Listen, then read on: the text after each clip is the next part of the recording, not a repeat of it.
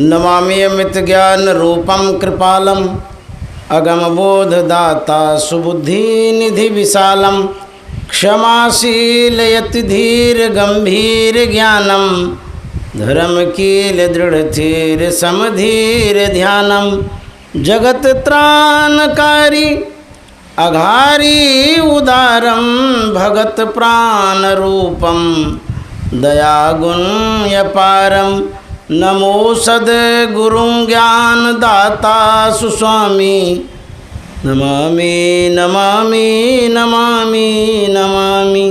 श्री सद्गुरु महाराज की जय।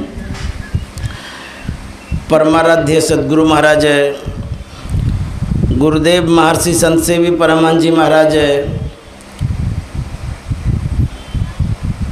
हमारे स्वर्गीय सियाराम महतो बाबू जिनके आवास पर यह सत्संग हो रहा है और उनके सुपुत्र आदरणीय अशोक बाबू और आदरणीय मनोहर बाबू के विशेष प्रयास से इस गांव में सत्संग हो रहा है। शीतल रामपुर इस गांव का नाम है, बेगूसराय जिला अंतर्गत है। अभी आप लोगों की संख्या विशेष दिखती है। प्रातःकाल में जितने आप थे उसमें से विशेष आप लोग आए हुए हैं। खुशी की बात है, आप लोगों में विशेष जागरूकता है, सजगता है और विशेष रूप से संत मत को समझते हैं। इसलिए घरबार कारोबार रोजगार छोड़ करके सत्संग में आए हैं। सत्संग के महत्व को आप समझते हैं। किसी जानवर को सत्संग सुनाएंगे तो वो नहीं सुनेगा। गाय सत्संग नहीं सुनती है, बैल भी नहीं सुनता है। सुनाना भी चाहेंगे वो समझेगा ही नहीं। सत्संग की बात सज्जन ही सुनते हैं, समझदार ही सुनते हैं। तो आप लोग समझदार हैं और शिक्षित भी हैं जो इस सत्संग में सम्मिलित हुए हैं। संख्या विशेष होने के कारण मन में विशेष प्रसन्नता भी है कि आप लोग अधिक संख्या में आ गए। अभी हम लोग रामचरितमानस से पाठ सुन रहे थे। उस समय का प्रसंग सुन रहे थे जब प्रभु श्री राम वनगमन किए हैं, जंगल में गए हैं, गुह निषाद के राज्य में प्रवेश किए हैं। प्रभु श्री राम 14 वर्ष के लिए जंगल आए हैं और गुह निषाद प्रभु श्री राम का सम्मान करना चाहते हैं। जंगलों से ले जाकर के अपने घर पर रखना चाहते हैं। अनुनय विनय करते हैं, प्रार्थना करते हैं कि आप मेरे घर पर रहिए। अयोध्या वासियों ने आपको जंगल दिया है, वनवास दिया है, हमारे घर पर तो आप रह सकते हैं। प्रभु श्री राम ने कहा नहीं नहीं, मर्यादा विहीन काम हम नहीं कर सकते। विश्वास से हम जंगल आए हैं, हमको वनवास दिया है, घरवास नहीं मिला है। यदि मैं यहाँ उस विश्वास पर विश्वासघात करूं तो मेरी मर्यादा छिन्न भिन्न हो जाएगी। इसीलिए ऐसा मैं नहीं कर सकता, कदापि नहीं आपके घर पर वास करूंगा। 14 वर्ष तक मैं जंगलों में ही रहूंगा।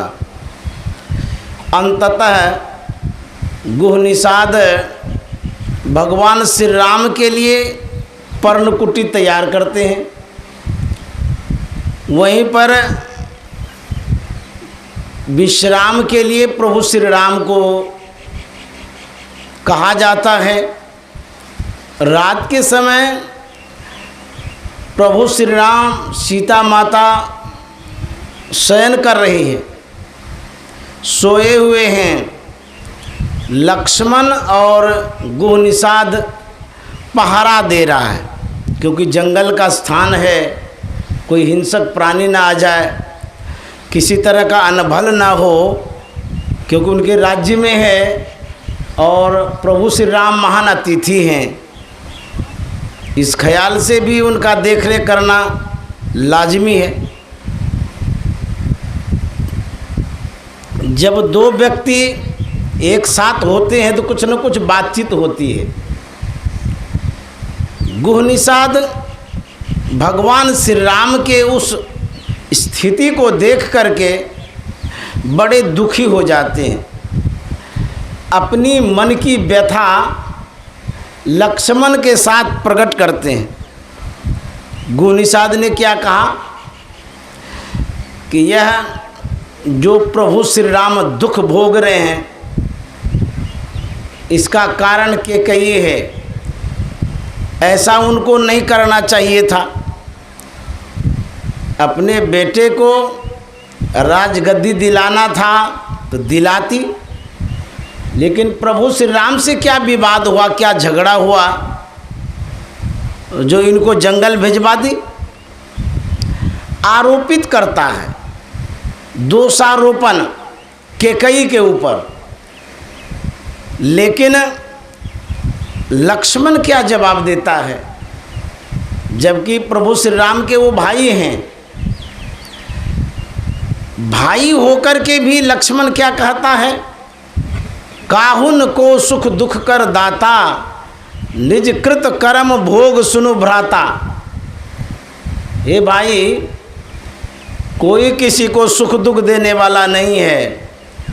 जो कुछ तुम देख रहे हो प्रभु श्री राम के विषय में, वो उनके ही अपने कर्मों का फल है।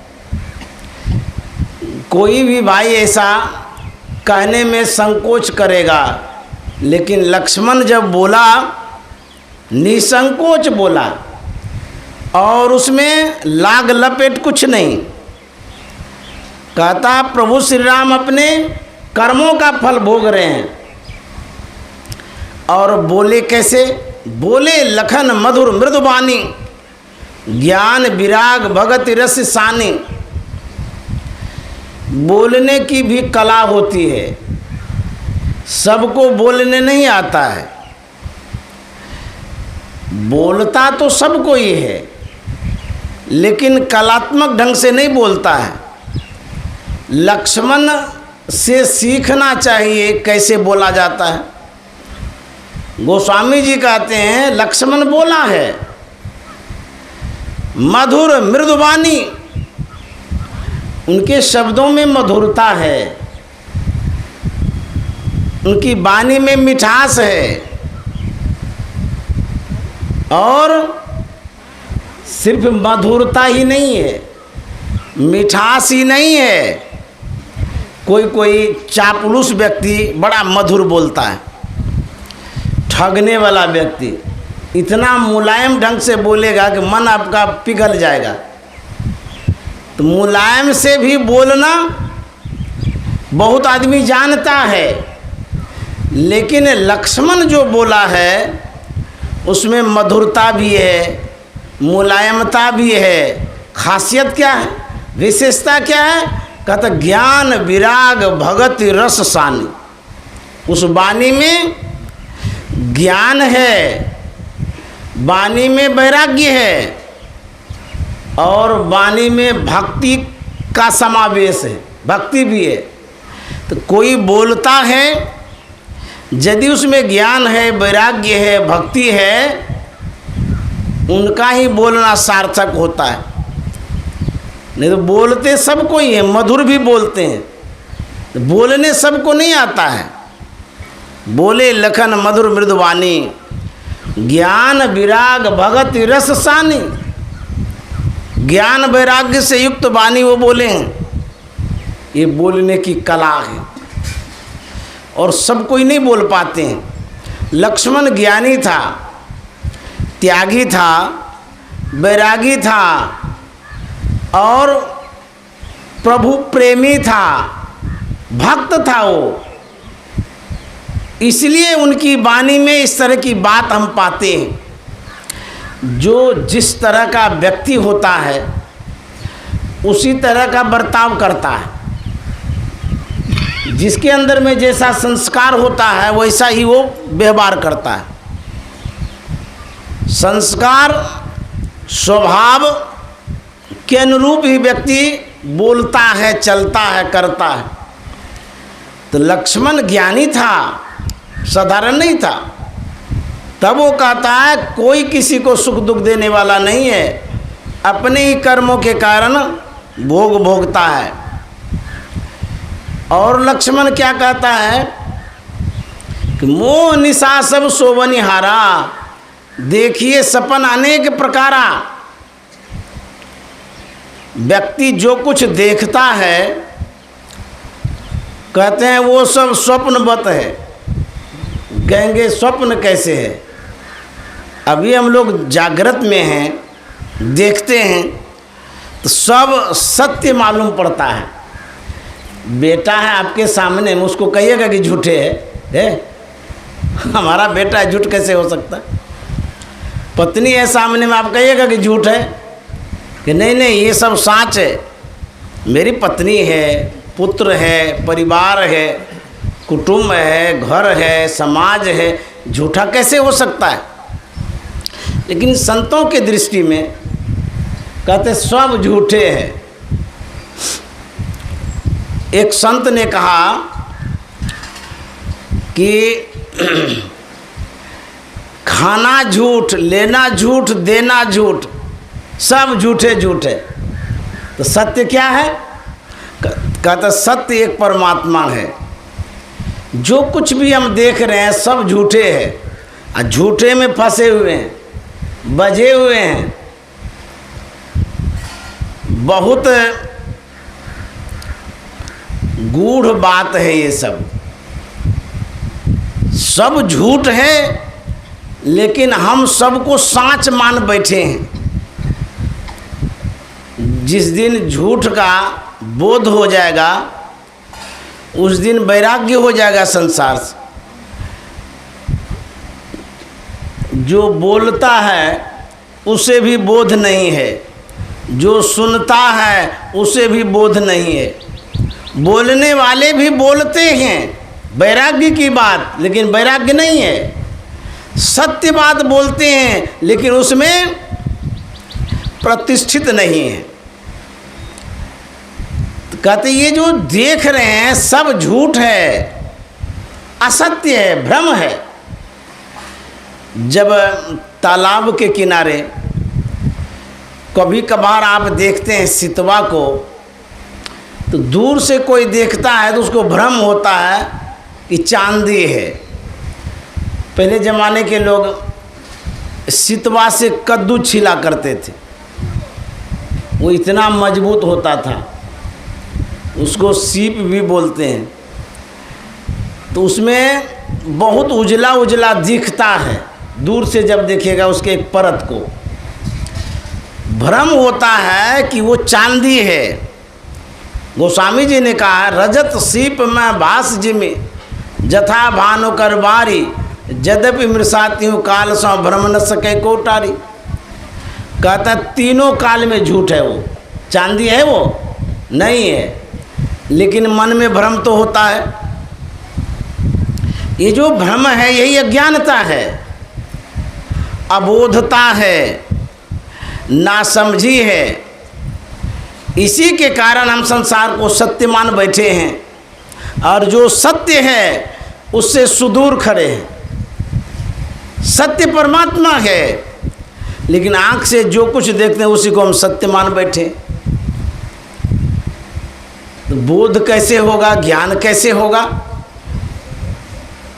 उसी प्रसंग में आया है यही जग जामिनी जागई जोगी, परमारथी प्रपंच वियोगी। यही जग, जग मन संसार, जामनी मन रात्रि, यही जग जामनी, इस संसार रूपी रात्रि में जागई जोगी। सब सोए हुए हैं लेकिन जोगी जगे हुए रहते हैं। वो जोगी कैसे होते हैं? परमारथी प्रपंच वियोगी, परमार्थी होते हैं, माया त्यागी होते हैं। तो एक संत जगे हुए होते हैं, योगी जगे हुए होते हैं, सबके सब सोए हुए होते हैं। गुरु महाराज ने लिखा है, क्या सोबत गफलत के मारे, जाग जाग मन मेरे, अंत काल संगी नहीं को, संग न चल को तेरे। क्या सोबत गफलत के मारे, जाग जाग मन मेरे। गुरु महाराज अपने अनुभवों से अवगत कराते हुए क्या कहते हैं? अरे मन, तुम गफलत में क्यों सोए हुए हो? गफलत कहते हैं लापरवाही को, बेहोश सोना, बेखबर सोना, किसी का डर नहीं। कहता अरे मन, तुम बेखबर क्यों सोए हुए हो? जाग जाग मन मेरे, जगो, उठो। क्यों उठाते हैं? अच्छा, आप बच्चे को क्यों उठाते हैं? जो माँ होती है बच्चे को उठाती है, उनके पिताजी बच्चे को उठाते हैं, अभिभावक बच्चे को उठाते। क्यों? सवेरा हो गया, पढ़ने के लिए जाना है, विशेष सोओगे तो स्वास्थ्य खराब हो जाएगा, इसीलिए तो उठाते हैं। तो जो जगे रहते हैं वही उठाते हैं। तो गुरु महाराज जगे हुए थे, इसीलिए हम लोगों को कहते हैं कि अरे मन जगो। सबके लिए कहते हैं, जाग जाग मन मेरे, अंत काल संगी नहीं को, संग न चल को तेरे। तुम जो सोए हुए हो, तुम्हारे साथ कौन जाएगा? कोई नहीं जाएगा। अंत में सब कुछ यहीं छोड़ करके जाना होगा। मन भूला हुआ है संसार में, कुछ लेके नहीं जाएगा। तो कहते हैं संग न चल को तेरे, यदि नहीं उठेंगे तब मार लगेगी। एक राजा था, उनके पास बड़ा अच्छा नौकर था, सब सेवा करता था। जब शयन कक्ष में जाता था, राजा साहब के बिछावन को जब लगाता था, बड़ी मुलायम सैया, स्पर्श होते ही एहसास करता, वाह कितनी मुलायम सैया है, इस पर राजा साहब सोते हैं, कितना अच्छा लगता होगा। नौकर आदमी सो तो नहीं सकता है, रोज उसके मन में होता था, यदि हम सोते कितना अच्छा लगता, लेकिन मेरे भाग्य में काम तो नौकर आदमी, कैसे सोएंगे इस पर। एक दिन ऐसा होता है, राजा साहब को कोई कार्य विशेष हो जाता है बाहर जाने का। सभी अंतःपुर के कर्मचारियों को, सेवकों को, नौकरों को सूचित कर देता है कि आज मैं बाहर जा रहा हूँ, आज तो नहीं आऊँगा, दूसरे दिन आऊँगा, कोई कार्य विशेष हो गया है। उस नौकर को भी पता चला, तो राजा साहब तो बाहर चले गए, नौकर को सूझा कि आज बड़ा अच्छा मौका है। रोज मन में होता है कितनी मुलायम सैया है, कितनी मुलायम सैया है, आज सोइए जाते हैं, देखें तो कितनी मुलायम सैया है। आज तो राजा साहब हैं नहीं, जो भी काम था निपटा लिया, उसके बाद पलंग पर लेट गया, दरवाज़ा सटा दिया। राजा साहब की चादर थी वहीं पर उसको ढक लिया। कभी सोया तो था नहीं, नौकर वाला शरीर हट्टा कट्टा, अब मुलायम सैया मिल गया, बेखबर सो गया।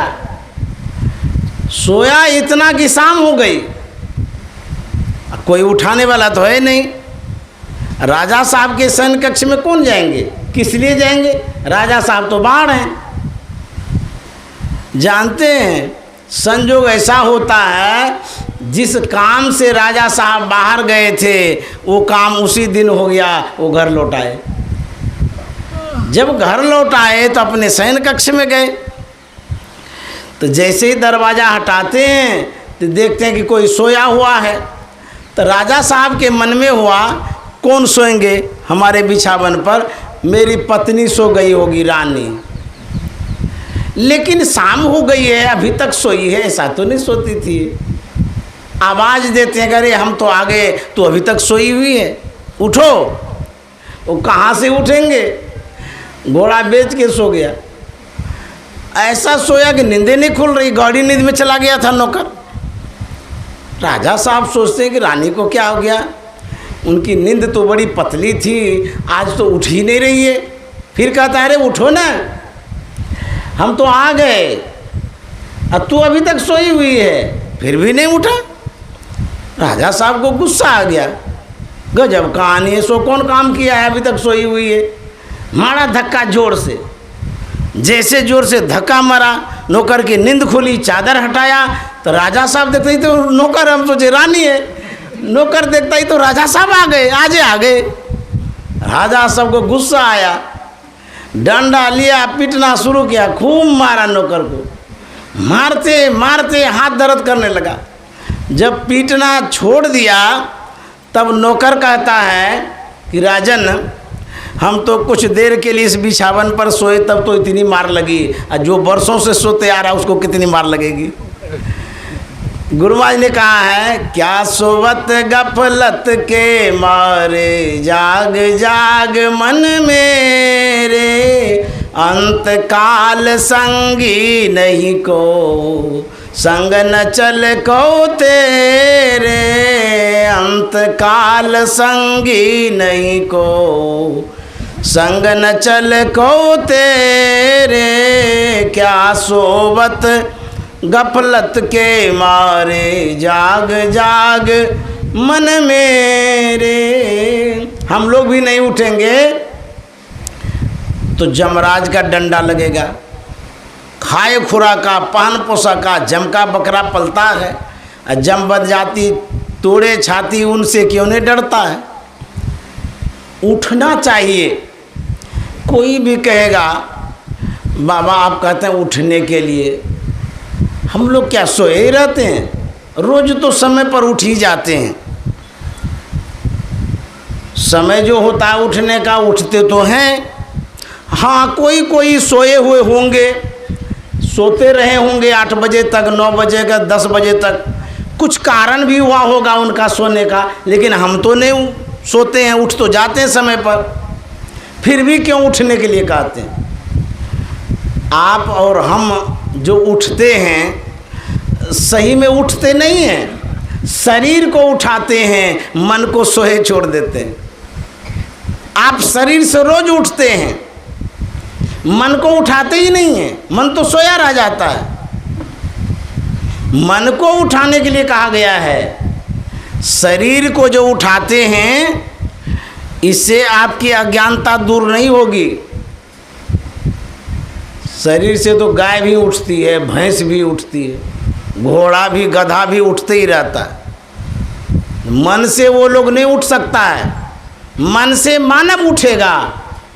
उसको उठाने के लिए, मन को उठाने के लिए क्या करना होगा? इसी के लिए गुरु महाराज ने कहा है कि भजन करो। जब भजन करोगे तब मन उठेगा, अब भोजन करोगे तो मन सोया रहेगा, तन सोया रहेगा। जब खाते हैं तो सोने का मन करता है, खाने के बाद आलस आ जाता है, सो जाते हैं। खाओगे तो सोते रहोगे, अब भजन करोगे तो मन से उठोगे। मन को उठाने के लिए कहते हैं। हमारा मन विषय में, संसार में, परिवार में बझा हुआ रहता है, उसी में आसक्त रहता है।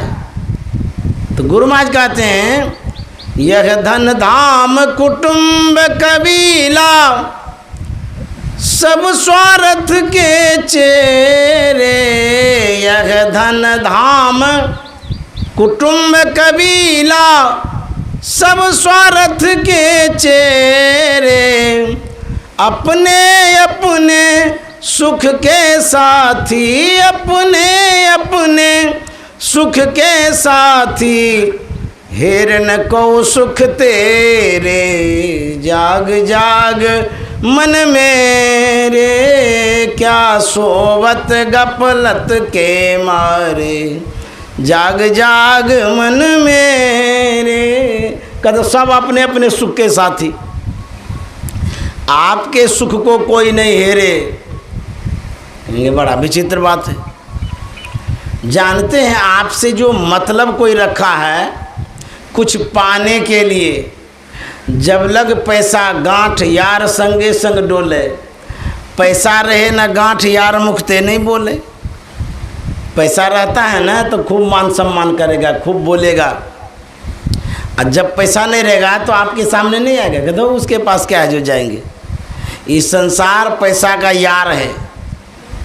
जब टका रहेगा ना पास में, 17 को आगे पीछे करेगा, और जब पैसा नहीं रहता है तो कोई नहीं पूछेगा। देखिए क्या मानव का मूल है, पैसे पर आंकता है। अच्छा, संसार के लोग पैसे से ही बड़ा और छोटा मानता है। कहते वो बहुत बड़ा आदमी है। बहुत बड़ा आदमी क्या है वो? क्या वो 17 हाथ का है? सब तो 3.5 हाथ का होता है। बहुत बड़ा क्यों कहते हैं? इसीलिए उसके पास जमीन है, जायदाद है, पैसा है। पैसे के कारण उसको आप बड़ा मानते हैं। लेकिन संत महात्मा कहते हैं ज्ञान के कारण कोई बड़ा होता है। ज्ञान से जो बड़ा है वही बड़ा है, पैसा से बड़ा नहीं होता है। पैसा का एक प्रभाव है भौतिक जगत में, क्योंकि भौतिक जगत उसी पर आश्रित है। बिना पैसे से कोई तमाशा नहीं होता है। पैसा नहीं रहेगा तो कुछ नहीं कर सकेगा। भौतिक जीवन का बहुत बड़ा अवलंब पैसा है। तो कहते हैं पैसा जब आपके पास है तब तो मतलब का यार बनाता है।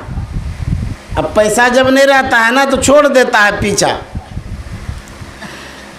एक धनाढ्य व्यक्ति था,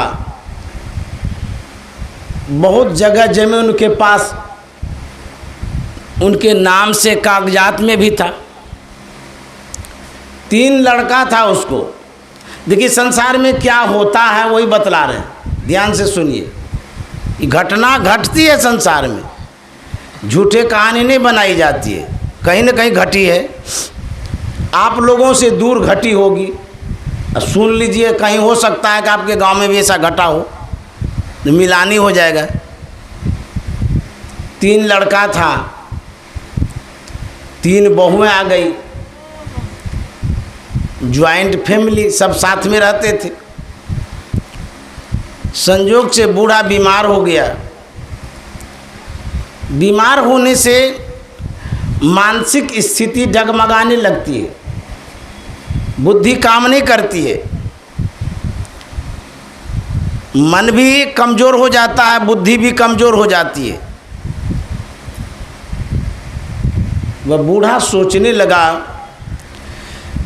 मैं बीमार हो गया हूँ, कब मरूंगा पता नहीं, मेरे ही जिम्मे जायदाद है, ज़मीन है, मेरे नाम से सब कागजात बना हुआ है।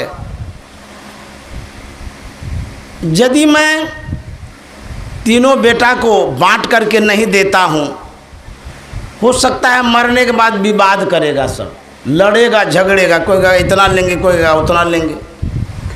ऐसा करते हैं, तीनों को बराबर बराबर ज़मीन बांट देते हैं, लिख देते हैं।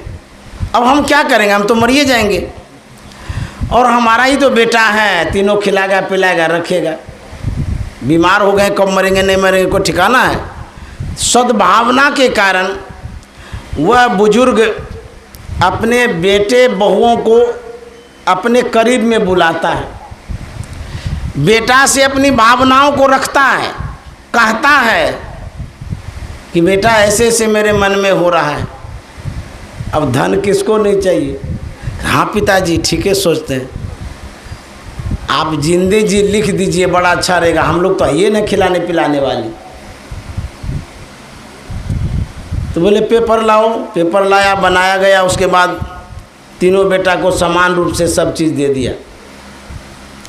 उसके बाद सब कोई खिलाने पिलाने ही लगे।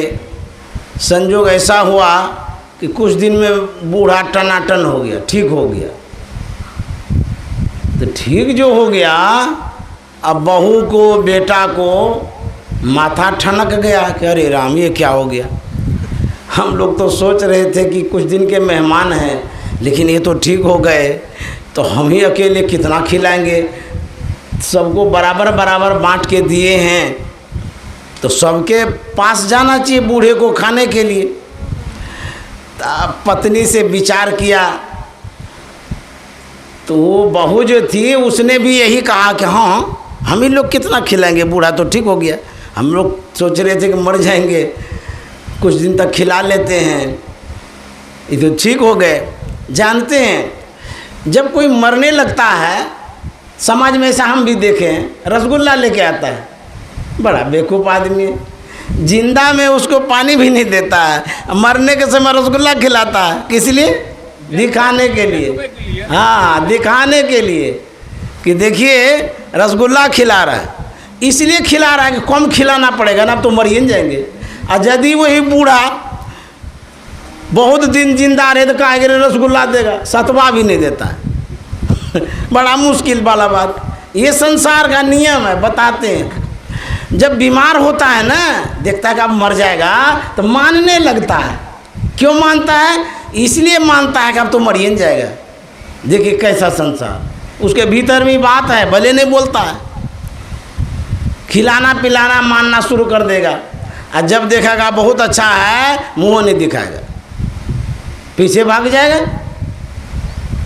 तो क्या कहता है कि पिताजी हमारे यहाँ तो खेबे किए बहुत दिन तक, अब बंटवारा तो आप समान समान किए हैं, बराबर बराबर किए हैं, तीनों बेटा को जब आप दिए हैं तो मेरे यहाँ ही क्यों खाएंगे? दूसरे के यहाँ चले जाइए, कुछ दिन वहाँ खाइए।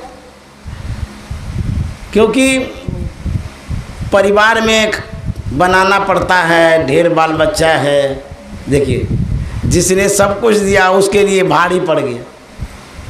आप दूसरे के यहाँ भी खाया करिए, क्योंकि सबको तो बराबर बराबर दिए। दूसरे के यहाँ गया, कुछ दिन खाया, उसने भी यही सुनाया कि पिताजी हमारे यहाँ ही खाएंगे, 3 बेटा है, तीनों के यहाँ बारी बारी से जाइए। फिर तीसरे के यहाँ गया, उसने भी कुछ दिन खिलाया, उसके बाद उसने भी यही कहा। बूढ़ा को बड़ा बुरा लगा, राम राम राम, मैंने संपत्ति लिख करके बहुत बड़ा पाप किया, अपराध किया, भूल कर गया। मुझे ये पता नहीं था कि अपना ही अपनी संतान और इस तरह की बात करेंगे। जिसको मैंने जन्म दिया, जन्म ही नहीं दिया, जमीन जायदाद सब कुछ दिया, क्या नहीं दिया। और ये इस तरह की बात, एगो पेट भरने के लिए कुत्ता वाला जीवन, डगड़ा पर का बैगन, उधर जाओ तो इधर जाओ, बड़ा मुश्किल हो गया। बड़ा बुरा लगा बूढ़ा को, बुरा रोने लगा। वहाँ से निकल गया घर से, रोते रोते रोते चला गया मित्र के पास। कहते हैं धीरज धर्म मित्र अरु नारी, आपद काल पड़कियाँ चारी। विपत्ति में जो अच्छी धर्म पत्नी होती है वो मदद करती है। विपत्ति में सब कोई नहीं करता है। जब दुख आता है तो अच्छी पत्नी रहेगी तो वो हेल्प करेगी, मदद करेगी, सहयोग देगी वो। और कौन कौन मदद करता है? आपके अंदर में जो धीरज है, धैर्य, साहस, वो आपको मदद करता है और कोई नहीं मदद करेगा। देखिए विपत्ति में लोग घबराता है, लेकिन संत महात्मा कहता है घबराइए नहीं, धैर्य रखिए, परिवर्तन होगा, बदलाव आएगा। धीरज धर्म कहते हैं, धर्म भी मदद करता है। लेकिन हम देखते हैं समाज में जब किसी तरह का दुख आता है तो सत्संग करना छोड़ देता है, भजन करना छोड़ देता है, धर्म करना छोड़ देता है। जिस धर्म से मदद मिलेगा उसी को छोड़ देता था। क्या कहता है, जो कितना करेंगे, हमारे ऊपर तो विपत्ति का पहाड़ गिर गया है, कितना सत्संग करेंगे, कितना भजन करेंगे, क्या मिलता है, ऐसे ये सब सोचता है। लेकिन नहीं, संत महात्मा कहते हैं आप धर्म भी करिए, उस समय विशेष मदद मिलेगा। धीरज धर्म मित्र अरुणारे, मित्र जो होता है, अच्छा मित्र जो होता है, विपत्ति के समय आपको परिवार से विशेष मदद वो करेगा। बूढ़ा मित्र के पास पहुंचा, रो रहा था। मित्र ने देखा, करी रो क्यों रहा है? बोले मित्र, तुमको कोई चीज़ की कमी तो है नहीं, इतने अमीर आदमी, भरा पूरा परिवार, फिर भी तुम रो रहे हो, क्या हो गया तुमको? बूढ़ा ने कहा सब खाक हो गया, मिट्टी में मिल गया। बोले क्या बोलते हो, तुम्हारे पास इतनी जमीन जायदाद सब कुछ है, मिट्टी में मिल गया, क्या हो गया? बोले हमसे बहुत बड़ी भूल हो गई। बोले भूल हो गई, क्या हो गया बोलो? बोले कि मैंने सोचा कब मरूंगा, पुत्र के नाम से लिख देता हूँ, अब हम रख करके क्या करेंगे? तो जो मैंने लिख दिया यही बड़ी भूल हो गई है मुझसे। बोले कि हुआ क्या? बोले क्या हुआ? अरे एक पेट भरना मुश्किल हो गया हमको, खिलाता नहीं है, कहता उसके पास जाओ, इसके पास जाओ, डगड़ा पर का बैगन बना दिया है। भाई हम इतना इकट्ठा किए, खून पसीना एक किए, पैसा कैसे जमा होता है बुजुर्गों से पूछिए, समझ गए? जो बूढ़े हैं, बुजुर्ग हैं, जिसने धन एकत्रित किया है उससे पूछिए। खाना छोड़ करके कमाने में लगे थे, भूखे रह करके, प्यासे रह करके, नमक रोटी खा करके पैसा इकट्ठा किया है। और इतना कमाने के बाद यदि बुढ़ापा में भी सुख न मिले, उस जमीन पर, उस संपत्ति पर धिक्कार है। लोग किस लिए कमाता है कि बुढ़ापे में मदद मिले। अच्छा, बेटा किस लिए उत्पन्न करते हैं? सब कोई बोलता है कि बेटा हो जाता ना, हमको अंतिम में कम से कम आग तो देता, मन में रहता है ना। हमारी जो ज़मीन है, जायदाद है, उसका निगरानी तो वो करता। बेटी तो पराये धन होती है, वो चली जाती है, लेकिन बेटा रहता तो अच्छा रहता। और यदि बेटा टेटा हो जाए तो, कुपुत्र हो जाए, तब क्या होगा? तब तो कहेंगे इससे तो अच्छा बेटा ही नहीं होता, मर जाता तो अच्छा रहता। कहते हैं ना, बूढ़ा कहता है 3 बेटा 3 बहू, पोता पोती सब है, लेकिन देखिए हमको खाने भी नहीं मिल रहा है। तो मित्र ने कहा कि यार तुम घबराते क्यों, मेरे पास एक उपाय है। बोले तुम्हारे पास अब क्या उपाय? हम तो सब कुछ दे दिए, अब उपाय होने से क्या होगा? बोला कि सब कुछ लौटाएगा। बोले सो कौन सा उपाय तुम्हारे पास है जो सब कुछ लौटाएगा? बोले तुम्हारा सुख लौटाएगा। बोले कैसे लौटेगा? बोले हमारे पास युक्ति है, बतलाते हैं ना हम आपको। बोले जल्दी बतलाओ क्या युक्ति है? मित्र क्या बतलाता है, देखिए। मित्र कहता है कि मेरे पास एक संदूक है, बड़का संदूक, पुराने ज़माने में होता था ना, उसी में तो सब कुछ रखते थे लोग, सब सोना चांदी हीरा जवाहरात सब कुछ पैसा कौड़ी रखते थे। बोले मेरे पास बहुत बड़ा संदूक है। बोले क्या करेंगे? बोले कि उसमें पत्थर भर देना। बोले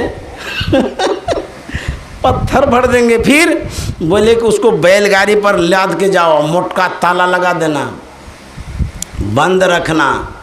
उसके बाद जब नज़र पड़ेगी ना बेटे और बहू की, अरे लार टपकने लगेगा मुंह से कि ये क्या है, कहाँ से लाए, पूछने लगेगा।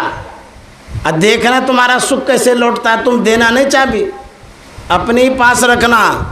और जैसे चाबी दोगे तब तो तुम्हारा सुख फिर दुख में बदल जाएगा। ये करो तुम, सब सुख आ जाएगा तुम्हारे पास। बोला अच्छा ये भी करते हैं। एक बैलगाड़ी पर बड़का संदूक लाद दिया, अब भर दिया पत्थर उसमें, समझ गए। अब मोटका ताला लगा दिया, बड़की चाबी लेके चला। जैसे दरवाजे पर गया, बड़का संदूक दूरे से दिखा। सब बेटा सोचने लगा बाप रे बाप, इतनी संपत्ति पिताजी कहाँ से ले आए। हम लोगों को जो दिया इसके अतिरिक्त भी ये रखे थे। सब बहू बेटा सब दौड़ते हुए, पिताजी ये क्या है। बोला दो दूर रहो, वहाँ हमारे पास सट नहीं सकता है। बोले पिताजी ऐसा क्यों बोलते हैं। बोले ऐसा क्यों बोलते हैं, तुम लोग खाना दुभर कर दिया है मेरा। अब मेरे पास इतनी ही संपत्ति है और मैं खूब खाऊंगा, तीर्थों में जाऊंगा, धर्म करूंगा, दान पुण्य करूंगा और तुमको झांकने तक नहीं दूंगा इस संदूक में क्या है। यही संपत्ति तो मेरी बची हुई थी। लड़का कहता है कि कहाँ रखे थे। बोले मित्र के पास। बोले अरे राम, देखिए हम लोगों को पता भी नहीं चलने दे, बूढ़वा मित्र के पास रख दिया संदूक, हो दे देता तो अच्छा रहता। अब क्या करा, सब लड़का को कहा बहू को तुम लोग दूर ही रहो, हमसे सट नहीं सकता, हम यहीं रहेंगे, किसी से कोई मतलब नहीं है और बढ़िया से अब खाएंगे, तुम लोग मत खिलाओ, इसी को खर्चा करेंगे, मरते मरते सब खत्म कर देंगे इस धन संपत्ति को। अब सब बहू बेटा सब पैर पकड़ लिया, पिताजी ऐसा क्यों आप सोचते हैं। बोले अच्छा खिलाने में तो उस दिन कह रहा था उसके यहाँ जाइए, उसके यहाँ जाइए। बोले पिताजी गलती हो गई, भूल हो गई, क्षमा कर दीजिए, हमारे यहाँ ही खाइए, सब दिन खाइए, हम कभी नहीं कहेंगे अब जाने के लिए। सब बेटा कहने लगा, बहू भी कहने लगा, लालच में कि संदूक में पैसा है, कहने लगे एकदम हमारे यहाँ खाइए, किसी के यहाँ नहीं जाना है आपको, गलती हो गई हम लोगों से। अब आप निश्चिंत हो जाइए, जीवन भर खिलाएंगे। सोचा कि ढेर संपत्ति है ना संदूक में। बुढ़वा कहता है देखो तुम लोग जिस लालच में हो, चाबी देखने तक नहीं देंगे, सो देख लो, जब तक मेरी सांस रहेगी चाबी नहीं दिखाएंगे तुम लोगों को, खोलबे नहीं करेंगे। तुम लोग क्या सोचता, खिलाएंगे पिलाएंगे और संदूक खोल के सब ले लेंगे। तो सबका बेटा बहू कहती है क्या कोई बात नहीं, मत खोलिए, आप जब चले जाएंगे संसार से उसके बाद तो हम ही लोगों का ना होगा। बोले उसके बाद जो करना होगा करना, जीवन भर नहीं देंगे खोलने के लिए। बोले कोई बात नहीं है। अब देखिए उस बूढ़े का जीवन कितना सुखद हो गया। धन के लालच में क्या होता, खूब खिलाना शुरू कर दिया, मानना शुरू कर दिया, क्योंकि लगा कि इसमें बहुत संपत्ति है। खिलाया पिलाया, जीवन भर खिलाया, लालच में बूढ़ा मर गया। तो जैसे मरा तीनों बेटा चाबी पर झपट्टा मारा, एकदम चाबी पकड़ा। तीनों कहता है कि देखो लड़ो झगड़ो नहीं, पिताजी ने बहुत कुछ दिया है हम लोगों को, कमाया जीवन भर, सब कुछ दिया, अंतिम में ये संदूक भी दिया, संपत्ति भी इसमें बहुत है। हम लोग ऐसा करते हैं, मर तो गया ही है, श्राद्ध कर लेते हैं, उसके बाद संदूक खोलेंगे। श्राद्ध के बाद जो भी खर्चा बर्चा होगा तीनों आदमी कर देंगे और उसके बाद बंटवारा कर लेंगे तीनों। बोले हाँ ठीक कहते हो, लेकिन चाबी, बोले कि चाबी तीनों की निगरानी में रहेगी, कोई खोल न ले। बोले ठीक है। एक जगह चाबी रख दिया, तीनों के तीनों नज़र में। अब उस खुशी में खर्चा कितना करा, पूरे ग्रामीण को आमंत्रित कर दिया भंडारा के लिए। 3 दिन तक पूरा खाजा बुनिया पूड़ी रसगुल्ला सब चलने लगा। गांव वाला भी सोचता है बाप रे बाप इतना खर्चा कर रहा है, कितना अच्छा पुत्र है। देखिए पिता के मरने के बाद खर्चा करता है।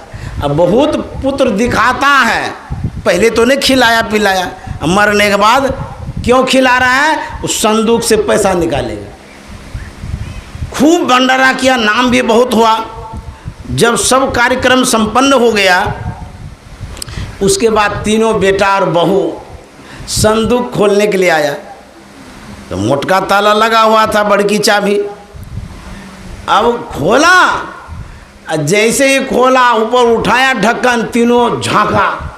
जैसे ही झांकता है तो तीनों देखता है तो बड़का बड़का पत्थर है इसमें। बोले भैया ये तो पत्थर है इसमें। बोला पत्थर है, ये बुढ़वा ठग लिया।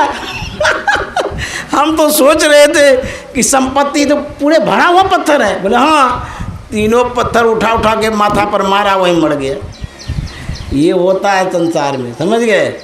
तो जब पैसा रहेगा पास में तो पूछेगा, अब पैसा नहीं रहेगा ना कोई नहीं पूछेगा, समझ गए। तो बूढ़े बुजुर्ग को पैसा रखना चाहिए, और जवान को वो तो विशेष रखता ही है। जवान आदमी छोड़ता है, पैसा ढेर रखता है, बूढ़े से भी नोच लेता है, ले लेता है। तो बूढ़े आदमी क्या करता है, छिपा के रखता है, उसको भी चुरा लेता है लोग सब। तो जब पैसा रहेगा ना तब आप बढ़िया से खा भी सकते हैं, जी सकते हैं। लेकिन कोई कोई पुत्र बहुत अच्छा होता है, श्रवण कुमार के जैसा, लेकिन कोई ऐसा भी होता सताता है पिता को।